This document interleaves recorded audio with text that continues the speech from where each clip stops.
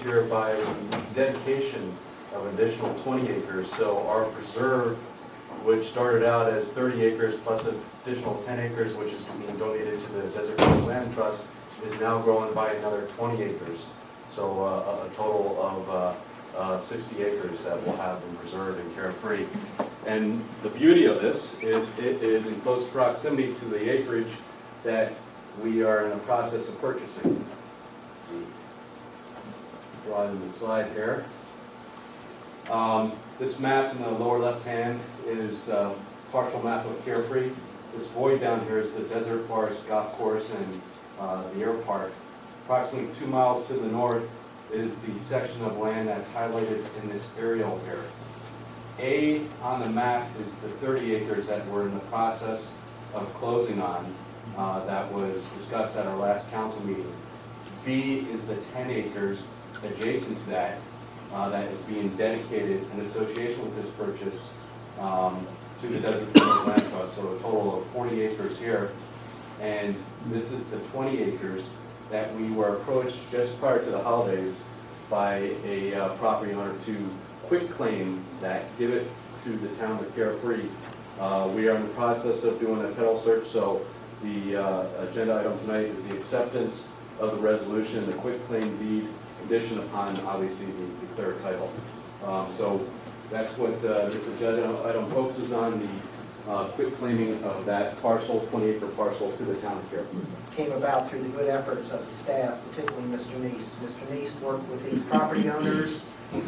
I'm familiar a little bit with the details, and he did an excellent job of helping the property owner see the light that this 20 acres should be dedicated to the town, given to the town. So my congratulations to Mr. Neese, assuming that this council accepts. Is the land free of development? Yes, there are some historical scars on there that date back to the county, but the beauty of those historical scars is it creates additional legal access to the property that we're buying to the east of here. So it kind of fits perfectly as the puzzle comes together for our preserve.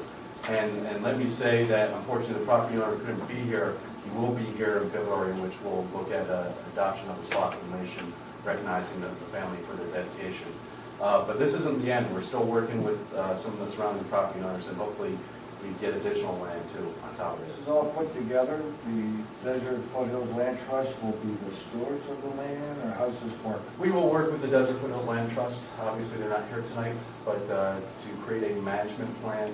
The first step in the process is obviously surveying the citizens and talking about access, talking about expansion of this area and how that's all achieved. So there's additional questions that we need to ask citizens that we have to put on the table. But certainly we can work through the Desert Foothills Land Trust to have them act as stewards to land and provide some guided tours to the area, and also help us to provide some trails in the future in the development of access into these respective properties. So all that's going to take some time. It's not going to happen similar to marking overnight. Good. Nice job. My understanding is there is right-of-way between C and the properties that we already own, correct? Yes, there is. Councilman, before, we don't own that yet. Oh. We're still in the property. You're right. Sorry. Yeah. This is the 80th Street alignment. It goes in and out of the wash here. This is the Grapevine Wash. This is the Row Wash. There's access through 80th Street, and you can see a dirt pathway here that leads. There is a legal easement here that goes up to what's called the Hudson easement, which follows this blue line, which is the section line between Carefree and unincorporated county. That's also right away that connects into A and B. So it works perfectly as far as future access. But that's not to say that that's going to be the ultimate access in the future. If we're successful in acquiring additional land, obviously we'll look at master planning access into this area. Is it similar to A? I would say A has more significant cultural resources. There are some cultural resources on C, but A is more compelling due to the magnitude of the cultural resources. But as far as the environmental resources, it's kind of the same terrain, very steep in nature, and some neat ravines and washes through both the park. I can say the desert out there is lush, it's healthy, cactuses are looking great on both C and the other properties.